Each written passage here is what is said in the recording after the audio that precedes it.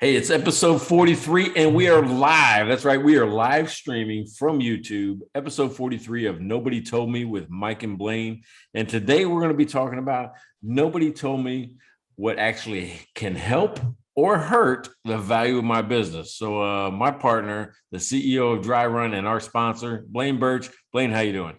Good, man. It's we're usually doing this on Thursday. Here it's Friday. We're going to be done our podcast, and we'll actually be off for the weekend. So it's a great time to crack a beer. What do you got going today?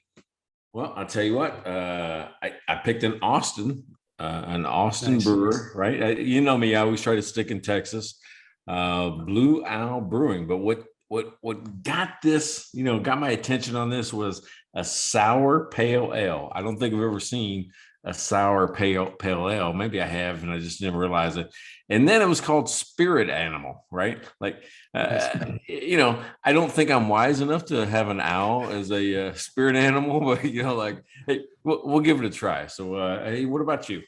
I am drinking today Super Citra Bro, and it is a double IPA, and it's from Boombox Brewing in Vancouver. And then after I opened it, I realized it's actually a collaboration. It's also with Kilter Brewing in Winnipeg. So neither of them in Alberta, but they're both Canadian. And yeah, cool beer here with kind of a cool can. So that's kind of fun.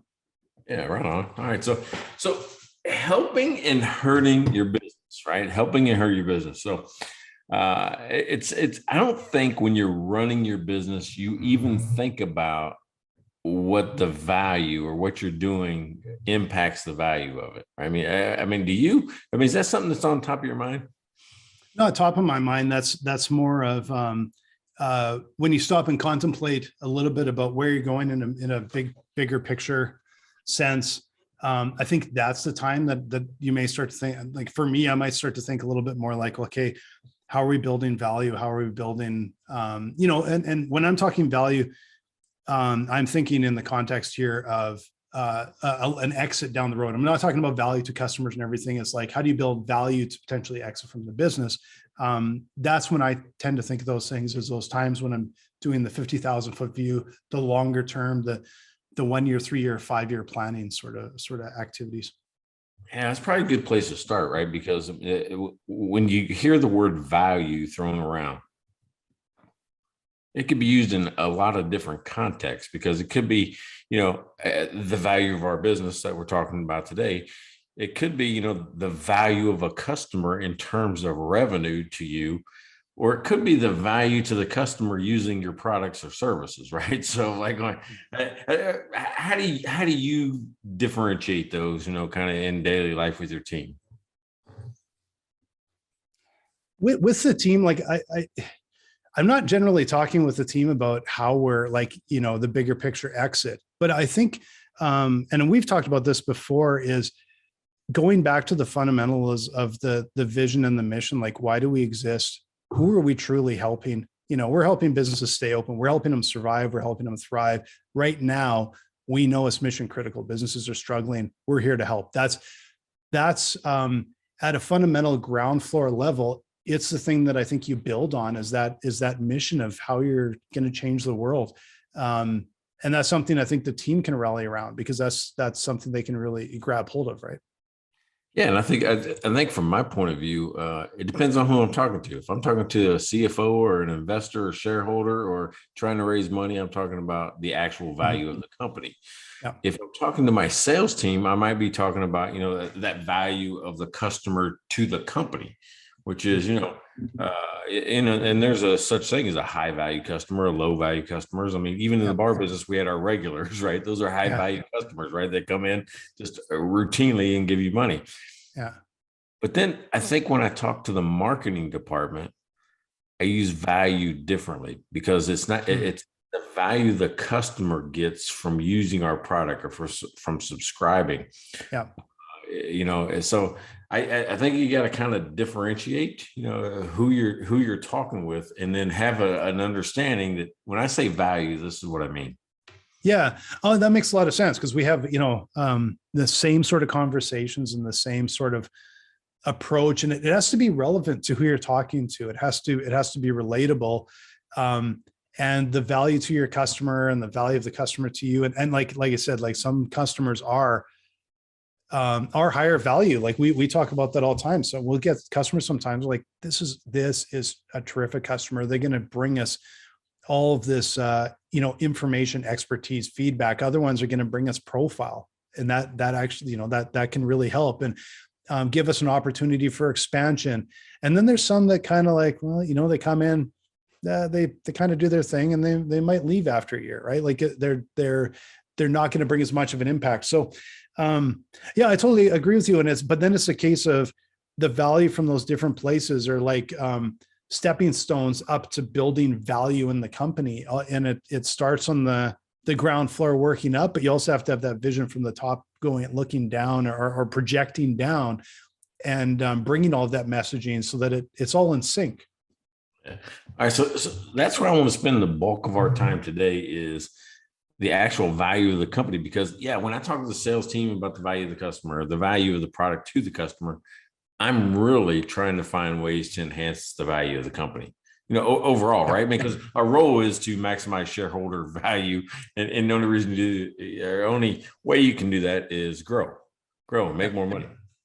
So think about it this way. All right. So I tell people all the time, like in training classes, I'm like going, you have to think about your business as a machine, and more specifically, a cash machine, right? It's supposed to spin off cash for you. And if you're the type of business owner that can't get away from your business for a day, a week, a weekend or anything like that without your phone, your email, your employees calling you up and you got to solve all these problems, then you're doing something wrong. Right? You're absolutely doing something wrong. So, and what I tell them is, think about it this way. If you saw a business owner and every time you talked to them or saw them or interacted with them, it was like their hair was on fire and their business was on fire, would you pay a lot of money to be in that job? Would you pay for those problems? That's what I meant. You don't pay a premium for people's problems. You pay a discounted rate. Like if I have to come in and live that life for a while, I'm going to pay low because I want the reward to be high. Yeah. Yeah. Now I'm going to challenge you on something. And I'm not sure if this is this is new for you. You never push back. So this is new. Yeah. Well, not like I try not to get into big arguments. No. And this isn't an argument, but I know that sort of traditional metric or the traditional role of a CEO is to build shareholder value, and shareholder value is the bottom line, the dollar, right? Is that true today? Is there more that brings value to a company than simply the rate of growth in revenue? Yeah, give me an example of how it wouldn't be. Well, that's what I'm asking. But is because I think the health of a company is affected negatively if the only purpose, and I think it's because it feels like a very short-term view, when the only sort of role or purpose or drive is to make more money and grow faster. And I think what happens is, does that foster a good company culture, or could it sacrifice that? Do you become a place where people want to come, they want to work, they're fully engaged, or are you potentially starting to erode company culture? And so is the value of a company, is that company culture, is there part of that is, and that's just sort of one example, but is that something that actually adds a lot to the value of the company because it speaks to the longevity and health of a company? Okay. I do think that that's part of it, right? I'm going to agree with you there. But I do think the ultimate end result, though, has to be dollars, right? Especially if you've taken dollars from an investor or from somebody else, their expectation is, I get more dollars back. That's why I gave you dollars to begin with. I didn't give you a donation to a nonprofit for charitable works. I gave you money so you can make me more money, right? Yeah. But let me stop and say, there is a notion out there. It's a concept out there called the 7 Ps, right? And I'll dig into those. The 7 Ps that actually are 7 drivers of value in a company. Okay. Now what's funny is I make a joke about the 7 Ps when I'm talking about planning, right? When I was running, my businesses, people would say, "Oh, 7 Ps, is what you got to do." And we're talking about things like, product, people, performance, profits, process, promoting your products and the way it's presented to the public. So I'll kind of go through each one of those and we'll talk about them. But the 7 Ps I make fun of was piss poor planning, or prior proper planning prevents piss poor performance. Those are 7 Ps. That's like so I messed it up at first, but it was prior proper planning prevents piss poor performance, right? Those are the 7 Ps that I talk about. But what you're talking about, I think, is a couple of different things, and 7 Ps is kind of the concept, but you'll see it in various different models. Sometimes it's 5 Ps, sometimes it's 4 Ps. If you watch The Prophet, he talks about 3 Ps, right? It's people, processes, and product, right? Those are kind of 3 things that he talks about. So I think you're talking more about, the people, right? If you're talking about culture, you're talking about that, you're talking about people. So let's start there, right? With people. So how can people help or hurt your business? Yeah, like I understand what you're saying. Like the ultimate measuring stick, I suppose, is revenue and profitability, because that in the end, that sort of speaks. There's some negative things where it's like, people are maybe not feel like it's fair to them, or fair pay or whatever. But it also speaks to the point that if people are really engaged and they're passionate about what they're doing, and that it should help the revenue go up and the profit go up. But you look in the news and you see it sort of all the time. You see businesses that are it's anything for $1. And I think what happens is it starts to hurt. It's different now than it ever has been before. And it can start to hurt the public's perception of you. And that's where I think individuals and employees at a company can be a big boost for the company, or they can actually start to erode the company. Because if they don't believe in the company, and it's a world where everybody has a voice, can it start to erode the perception of a company? Will that start to erode the value? Will it start to impact long term? Will people start turning to a different, competitor? So I think everybody in a business can have an impact on the profitability of a company. And it's not just about if they're, efficient and this and that. I think there's more to it than that. Okay. So I want to think about it a little bit more simply, right? And what I mean by that is the 4 or 5 transactions I've been a part of on both the buy side and the sell side, right? Where we're talking about the value of the company. And I'm looking at that 1P, which is people. The metric to me is one of 2 ways to describe it.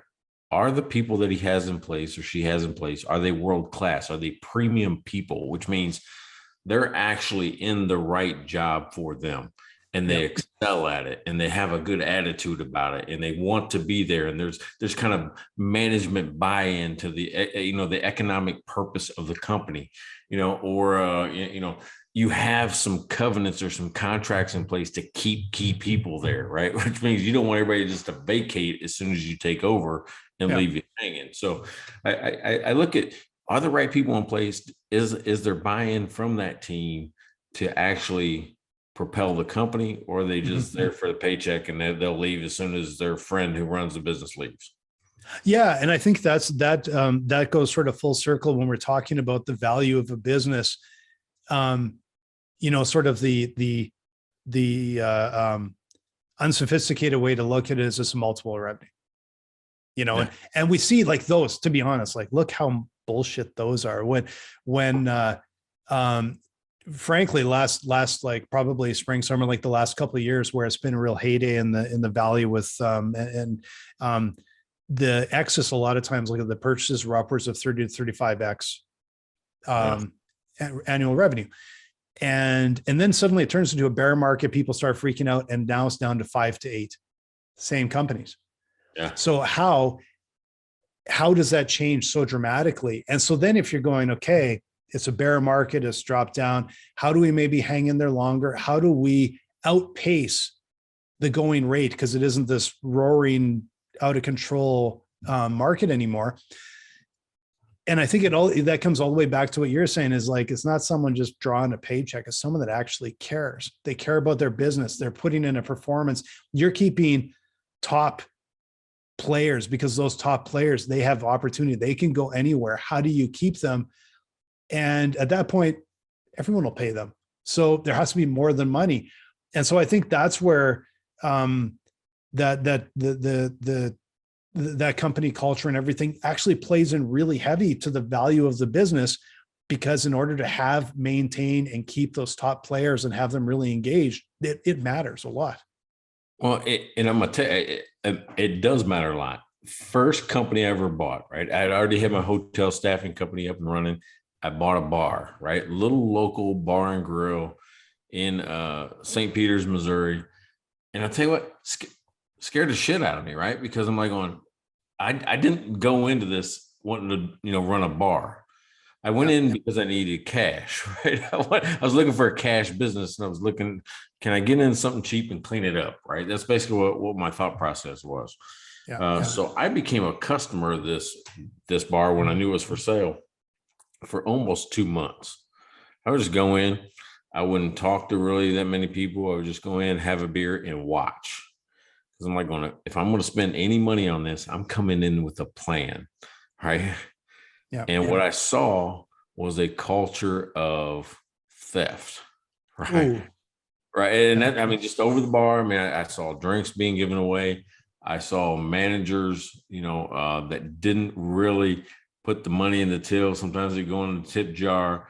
I just sat and watched what was happening. And that's how I developed a plan, right? And here's what happened. I walked in the first day with 2 pieces of equipment.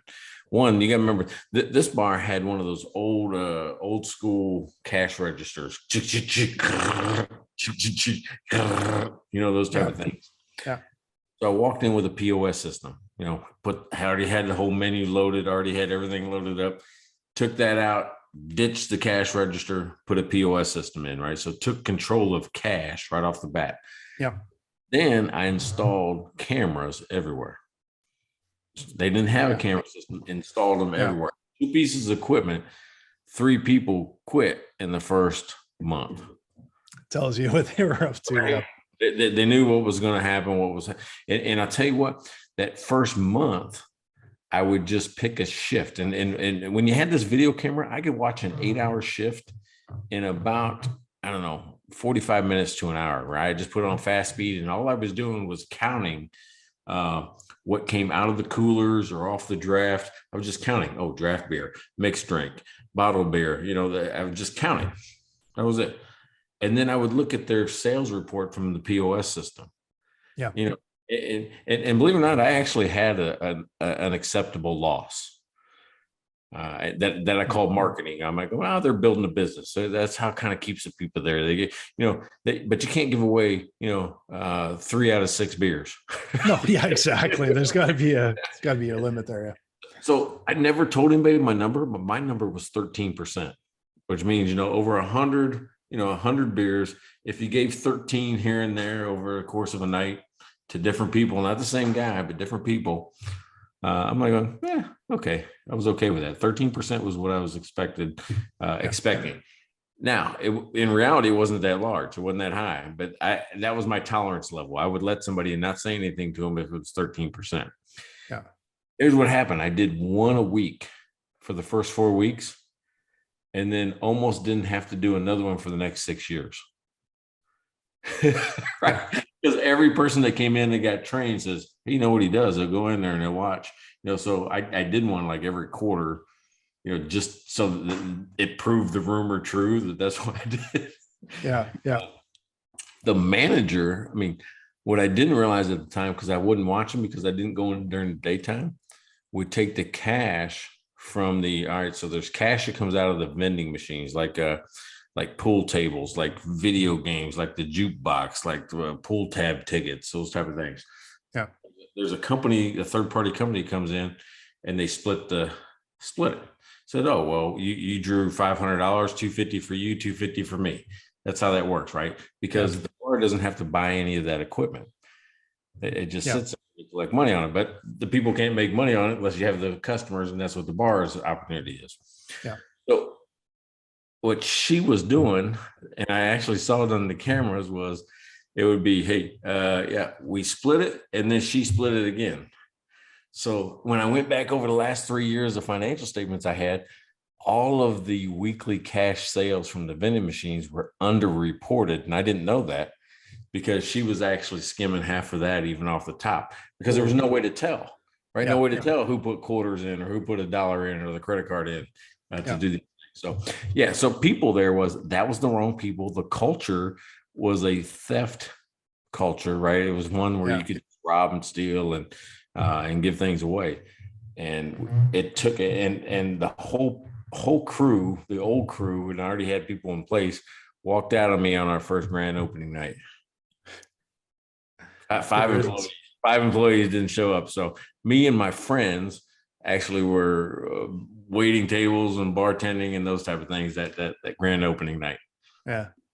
Well, you probably learned from it, and you got rid of some crappy staff, and you didn't have to bother going through the hassle of firing them.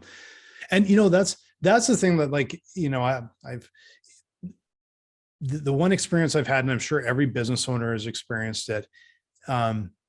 A bad employee can drag a business down so much faster than sort of several good employees can carry it back up. Like they can be a drain on not only like the work and the customers, but also on the atmosphere and the other staff and everything. And it's amazing how dangerous it is to have subpar employees and employees that aren't engaged, and employees that don't care, and employees that are, frankly, like you said, spiteful and theft and everything else.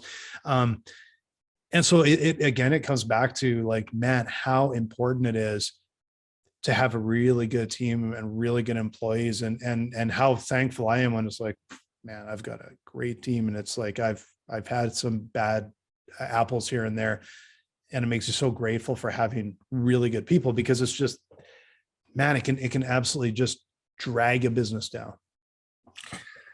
Yeah, I totally agree with that. I mean, the people matter, and how you treat them matter even more, right? So because I've had managers that watch the clock rather than the result. Oh, you beat me out of 8 minutes on that hour or whatever because you left early that day. Well, to me, I'm like going, results count, not effort. I don't care if you can get 8 hours worth of work done in 4. I'm okay with that, right? If I'm still hitting all the goals. So that's just kind of a way you manage.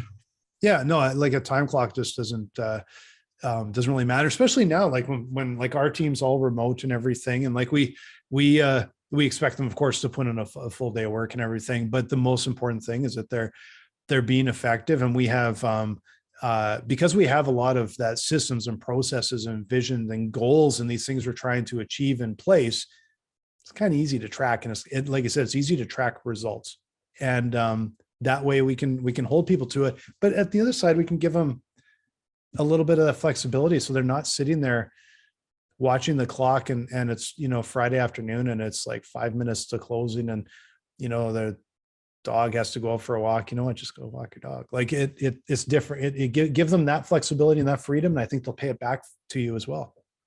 And I'll tell you what, I think the best thing I saw out of COVID was people stopped saying that this is my time, which means after 5 o'clock, I'm not answering emails, I'm not answering phone calls, I'm not, chatting with the customers. There's so many tools now. You see it happening. Like I'll see a Saturday afternoon, somebody reaching out to a customer or answering a question, when it's not their time. I mean, their time is their time.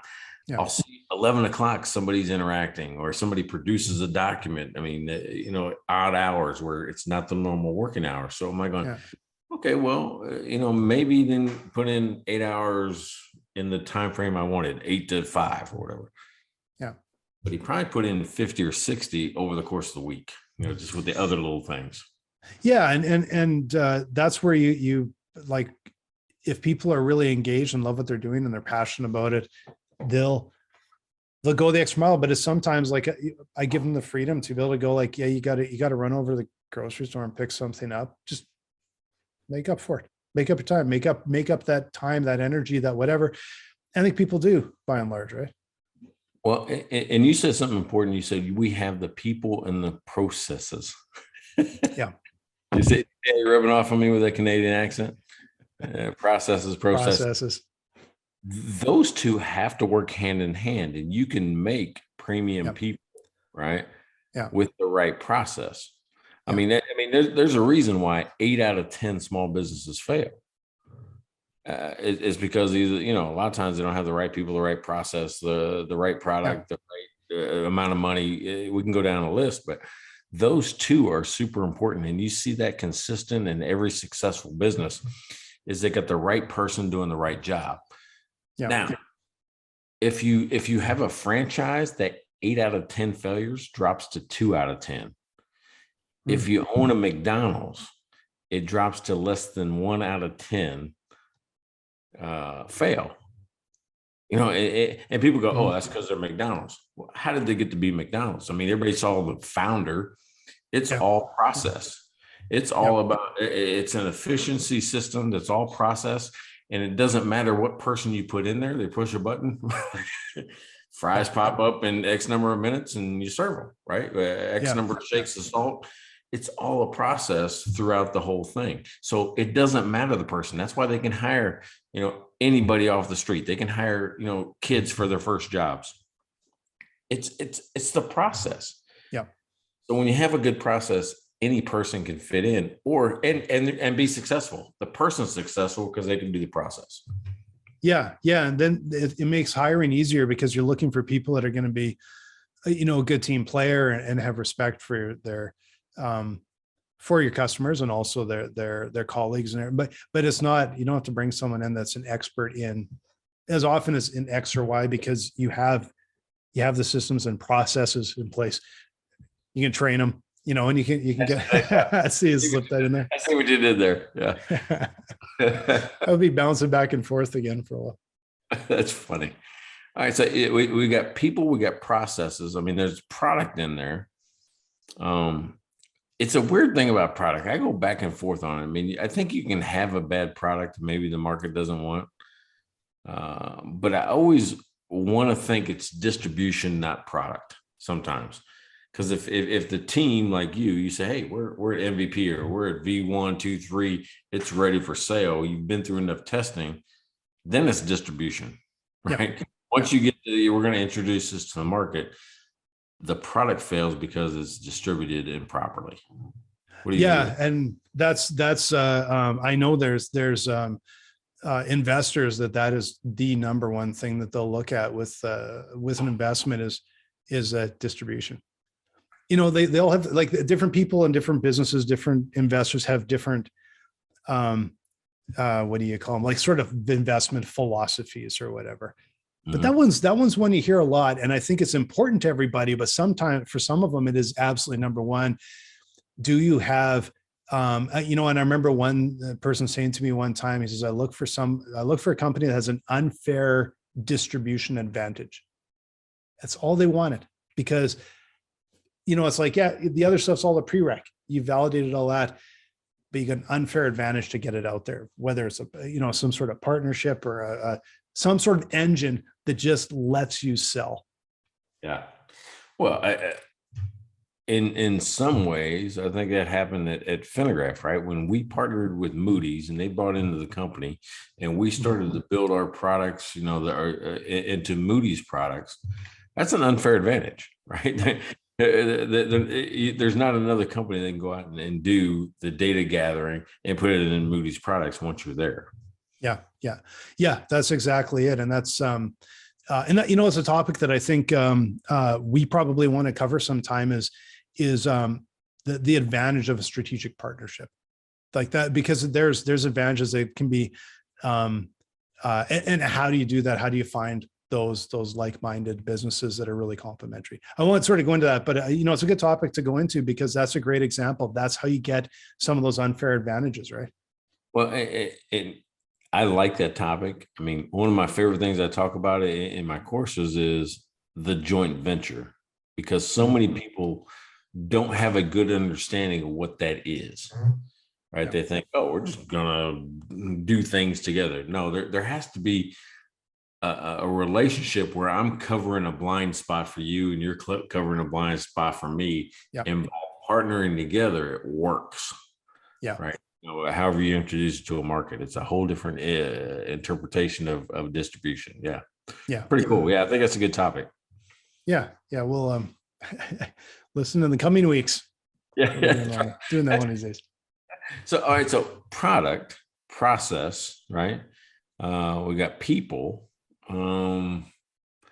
Let's talk about presentation. All right. So I got this saying that you should run your business like you're selling it, even if it's not up for sale or you have no intention of selling it.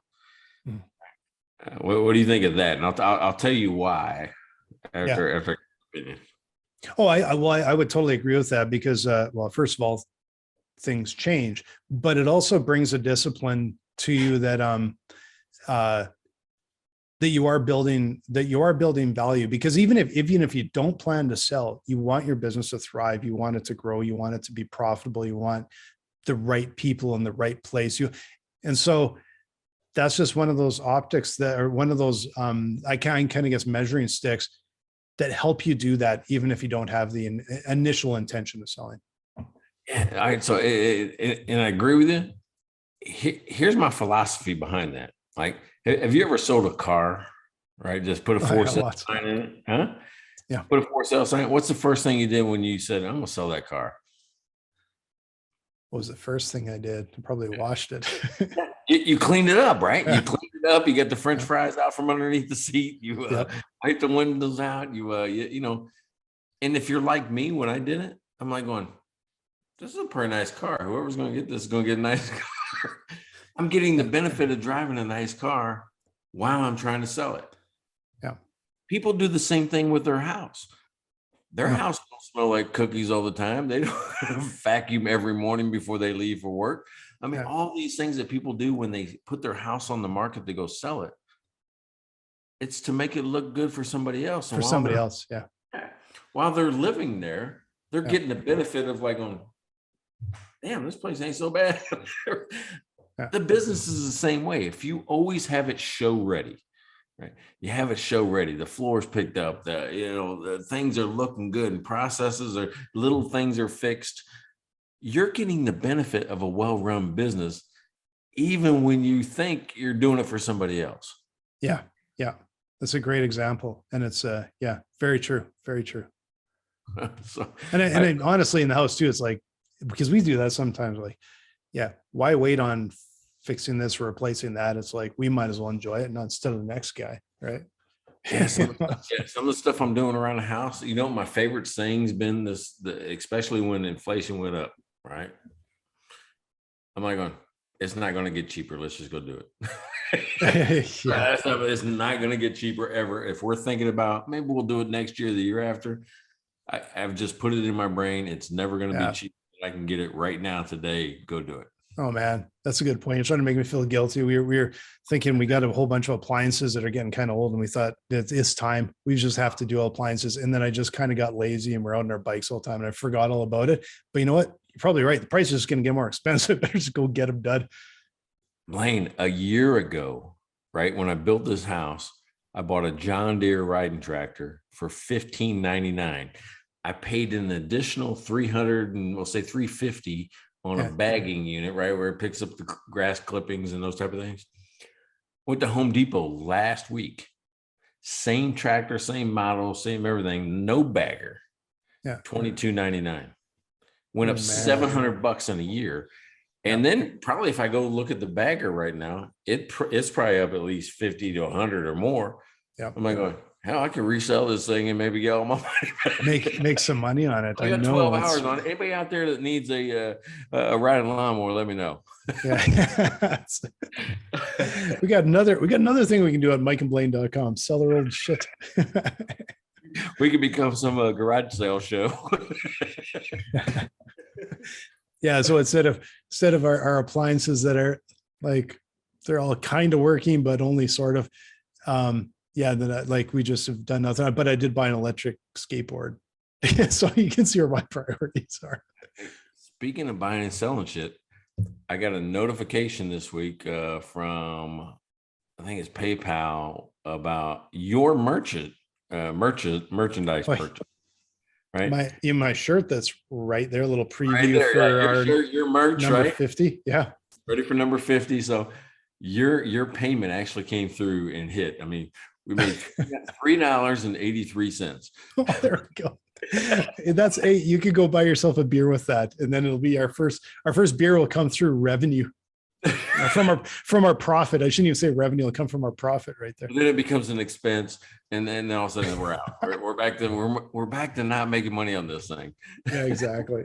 Yeah, we could hang that on the wall. That's right. So if you've ever wanted to see a failing podcast, keep doing what you're doing as a listener and stop buying us beers. just don't do it. Just don't buy. I mean, if you want to see somebody that loses money in the podcast, it's gonna be us. Exactly. We're due. You guys go buy us. You can go to mikeandblaine.com, especially if you're a brewery, because we have covered, and you know what, like we got a lot of good reviews. We got a lot of people downloading us every week. We've what have we had, like probably, well, we're at episode 42, is it this week? 43, 86 different beers, but I actually think it's probably 86 different breweries or close to, because we've been doing different breweries every week. Yeah, that's been kind of our thing, right? Which is, let's not try to do the same brewery if we can't. And I tell you, it's getting harder around my area. I don't know about you, but it's getting a little bit harder to find that one. I'm like, I don't think I've done them yet. Yeah, I will have to keep looking through the list and and then I'm looking through my fridge, and when I go to the liquor store, I'm trying to find some that I'm like, oh, I haven't heard of these guys. But I will have to start venturing a little bit further afield. I know you've been very loyal to Texas. I've been, a lot in Arizona when we're down there, and a lot in Alberta when we're up here, but I've also ventured further afield because I tend to buy beer and then get home and go, oh, where are they from? More excited to buy the beer but the ones in Edmonton here, we bike to all of them, and we check. We do little mini pub crawls every weekend, so we check all the breweries out. Well, and I think, that's what Texans do. They kind of support each other, and kind of loyal to the state. But I'm not afraid to venture outside. I mean, beer is beer. I mean, you make a good beer, we'll drink it. So, yeah, exactly. We'll give it a go, we would love to feature your beer. So you can go to mikeandblaine.com and donate whatever, $5 or whatever. And we'll put it towards a beer, even if your beer is more than that, within reason. And we will. I don't want someone coming in and saying, yeah, here's a beer that I want you to cover, and it's a $75 bottle from wherever. And we can't find it. and we can't find it. I have special order from Europe somewhere. And if you do that to us, we're going to buy a Coors Light. We're going to say, this guy wanted us to drink Coors Light. Yeah, exactly. We'll find out who your competitor is. We'll go buy one. All right. So people, processes, product. We went through a presentation, which is what it looks like to others. And philosophy. Yeah, well, you did a philosophy in there, and I'm like, is that another P or is that a fake P? So, well, you were talking about, isn't that still your people? They got kind of buying people, sure, right? Because I think if I bought your company, I could change the culture or the philosophy or the values or any of those type of things. So, how about? Let me think about it for a second. Well, we haven't talked about the other P of profits. Does it matter? Oh, profit matters massively, and like both you and I, like we are preaching cash flow all the time, because that's where a lot of businesses live and die, or it even just stifles growth. But ultimately, profit is all that. Shouldn't say all that matter, but the ultimate goal is profit. Except for in today's world, where businesses will sell for billions of dollars and they aren't even profitable, but that doesn't seem sustainable to me. You know what? I think that's dying. I've been reading articles on that. The days of WeWork and Uber and, these folks just took on massive amounts of funding and never hit profitability. I think that's near the end. It should be. I heard, I was listening to an investor on a webinar a couple of weeks ago, and the most interesting thing is he said the last 10 years has been all about blitz scale. So in other words, how fast, taking all this money, grow as fast as you can. Who cares if you are profitable whatsoever?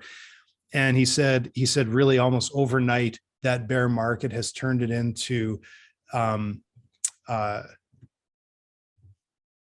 was the word he used now?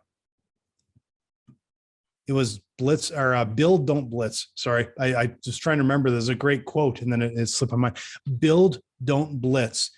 And it was honestly, I was feeling really refreshing to hear that. It's like, you know what?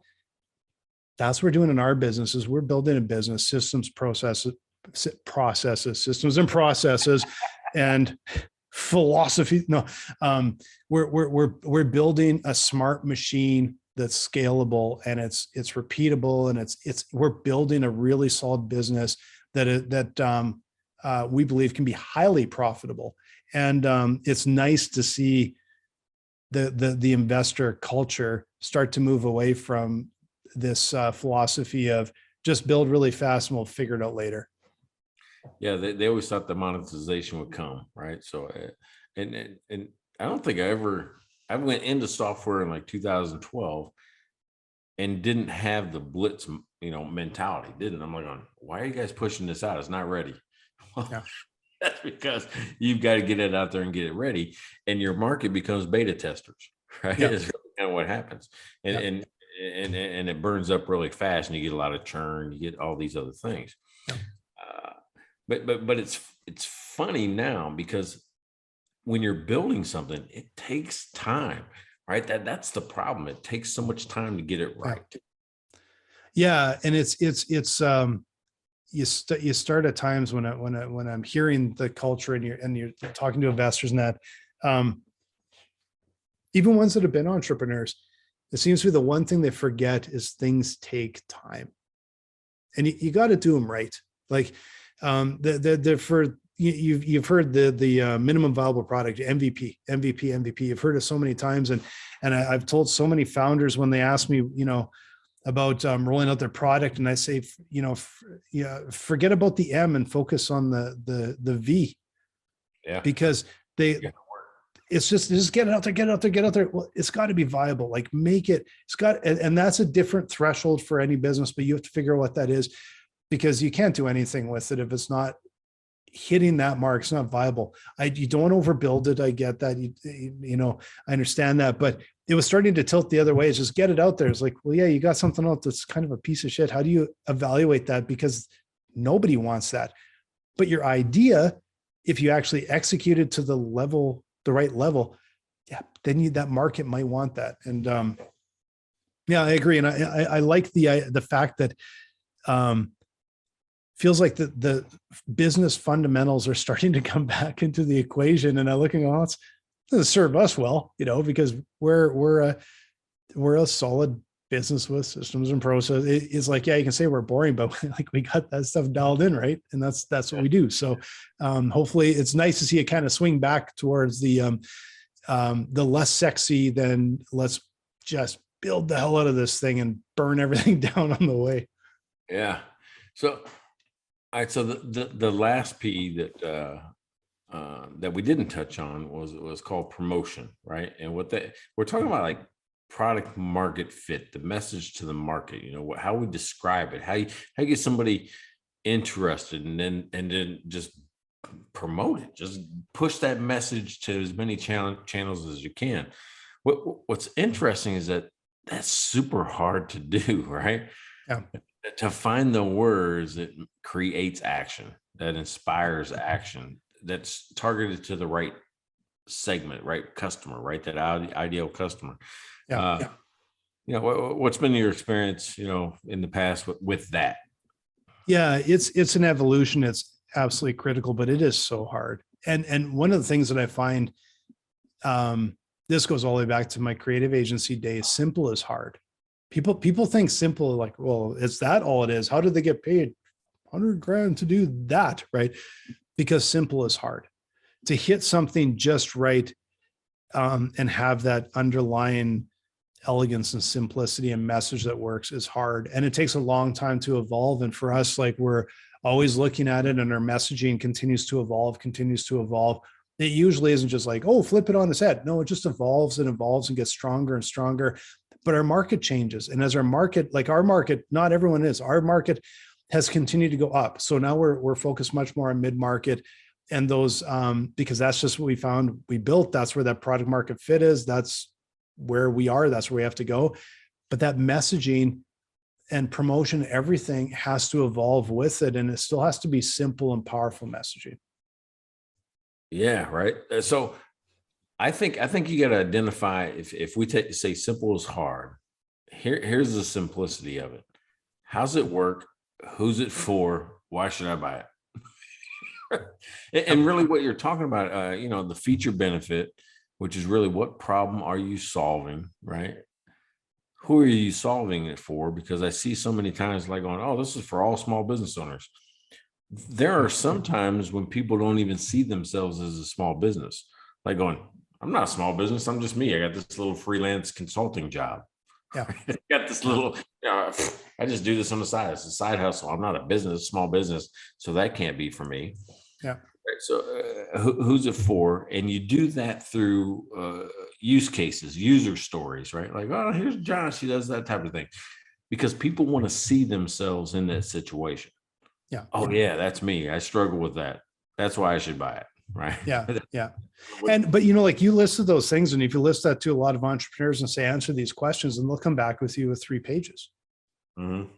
Okay. Section 1, part A. But really, when it becomes really powerful is when you can grab that market and you can say that to them in a sentence where they go, oh, I get it. And then everything else supports it. But that's where it gets hard. Simple is like getting it down to that sentence, that 2 sentences where they go, I got it. I see how you're different. I see what you do. I see that you're for me. They're going to help me with this problem. And you're not reading paragraphs. Yeah. That can be somewhere else. That can be useful too. But the hard part is, how do you get that point across where you're going from this big explanation down to a single line? Yeah, exactly right. I mean, people talk about the elevator pitch and those type of things. Or here's my favorite. I mean, you probably heard this. You got to think outside the box. Yep. I used to think that way. I'm now like going, you should be innovating outside the box, but people need the box. They got to understand what it is, right? Yeah. You've got to frame your product, your service, or whatever in a box that they get, and they get fast, right? So I've kind of went back towards a box, but more so in messaging. Yeah, and even our examples, like what we are, and most importantly, how we're different. Yeah. That's something that we have, that the story has sort of naturally come about, and we've worked on it. And because like we've heard numerous times from investors, it's a crowded space. Mm-hmm. And I actually asked one of our partners the other day from a really terrific fast growing firm. And I said, I hear we're is a crowded space. And she just started laughing, and she just goes, yeah, but they all suck. That's why we started using you guys, because for such a crowded space, every single person we talk to, every CFO, every CPA we talk to is using a spreadsheet. Yeah. Was it really a crowded space, or are they all doing it wrong? And so we had to be able to come up with a way to explain, because that space has been burned so many times from tools that aren't, it's not the tool for the CFOs are using spreadsheets. They're not using that. Well, why aren't they using that? And we have to be able to explain, this is how we're different. We know you've been burned 50 times. We know you've looked at these ones and they don't do the trick. This is how we're different. And we have to get that point across super fast. Like you said, that kind of that elevator pitch. As soon as you said elevator pitch, all I thought of was, I can't think of the last time I was in an elevator with other people. And if I was probably thinking, don't you breathe on me, hold your breath, you loser. Yes. Don't look at me. Don't look at me. That's right. Don't even look at me. Face the wall. All right. So, and what you're talking about though is your experience with our sponsor, Dry Run. There we go. Yeah, we're yeah. So I'll tell you a little bit about Dry Run. Dry Run is a cash management financial modeling software, critical for businesses these days. As much as any time, you always need to know where you're going, where you're headed. We're going to help you do that. We're going to help you peer into the future, look at what your cash looks like, but also how are you going to get through the next week, the next month, the next 3 months, the next year. How do you build your business? And you do that through knowing what your options are, through scenario modeling, and we'll pull in your accounting data so that you don't have to do that. But we're all about being that whiteboard and that tool that helps you figure out where you're headed. Basically, you take your business on a dry run before you do it for real. If you haven't checked it out, dryrun.com, go there, take a look at the product, take a free trial, right? You got a free trial? Yeah, you bet. Just give it a go, reach out to our team, and you sign up for a free trial, and yeah, we'll help you get started. So here's what I learned today. Every time you say it, and you pretty much hammer this, culture. It's about people. I mean, the people make the company, right? They're your personality in the marketplace or even inside your office. Mm-hmm. So I really think that I should put more focus there. I mean, I think it's just something that in anytime you take the eye off the ball with your people, you kind of get stung. So I think people is so incredibly important. And then there was, I don't know, a whole bunch of P's, 7 P's. I don't even know if that was related to the P's we were covering over here, if that was the piss poor planning thing, but there was a whole lot of P's and they're all important. But process, and I'll throw in systems, people, just incredibly important to get to that profit. Got it.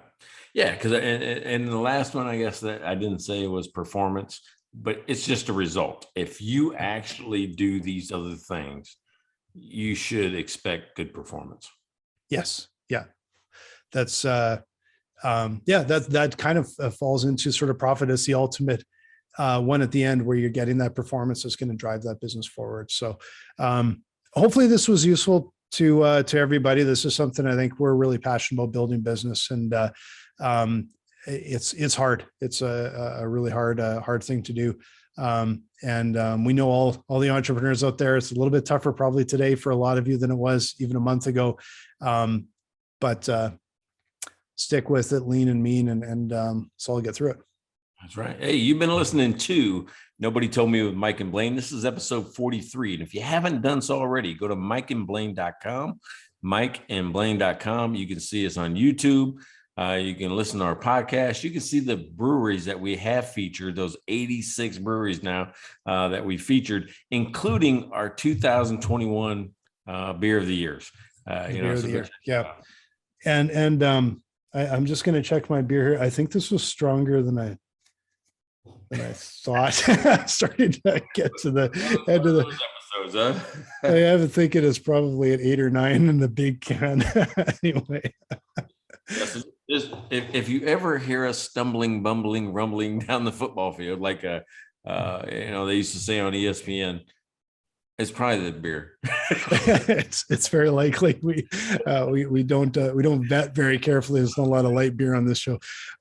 Thanks for joining us, everybody, and we'll see you guys next week. See you, Blaine.